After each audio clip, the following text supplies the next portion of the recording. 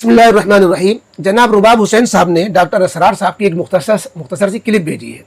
और उसमें किसी से दुनिया के ताल्लुक़ से भी अगर एक मरतबा ज़रूरत पड़ जाए सवाल कर लीजिए, इसको तो जायज़ कहा है, दोबारा याद दिलाने को भी सही कहा है, लेकिन उससे बार बार कहना इसको शिर्क के दायरे में रखा है और बाकायदा कहते हैं कि ये तो शिर्क है, उसके साथ लग लिपट करके किसी से कोई तकाजा करना। ज़रा पहले डॉक्टर साहब की हम वीडियो सुनते हैं, फिर जो उनका इश्काल है कि क्या वाकई ये शिर्क है तो उसका हम जवाब देते हैं। जी,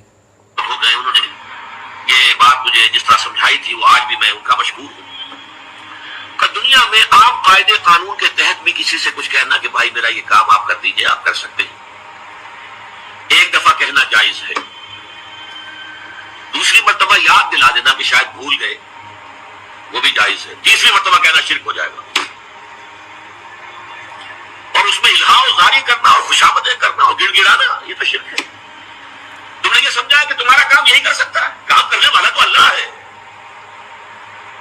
ला फाइल फिल हकीकत वला मुअस्सिर इल्लल्लाह। हुजूर ने फरमाया कि अगर तुम्हें जूता बांधने का तस्मा दरकार हो तब भी अल्लाह से मांगो,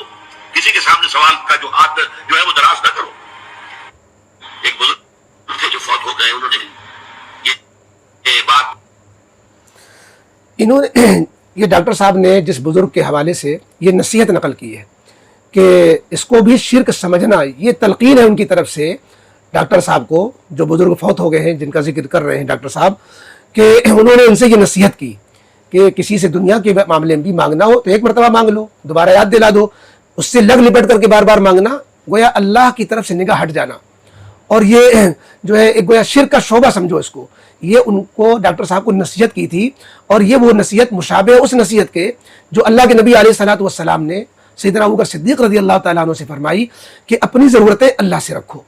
असबाब के दायरे में सबब इख्तियार करो, लेकिन निगाह सबब पर न जाए, निगाह मुसब्बिबुल असबाब पर रहे। इसी सिलसिले में यह हदीस है कि अगर जूते का तस्मा भी टूट जाए, तुम्हें मूची से सिलाने की ज़रूरत है, तुम जाओगे मूची के पास सिलाने के लिए, लेकिन पहले अल्लाह की तरफ लो लगा लो कि अल्लाह मेरा ये काम बना दीजिए, फिर काम के लिए निकलो। तो असल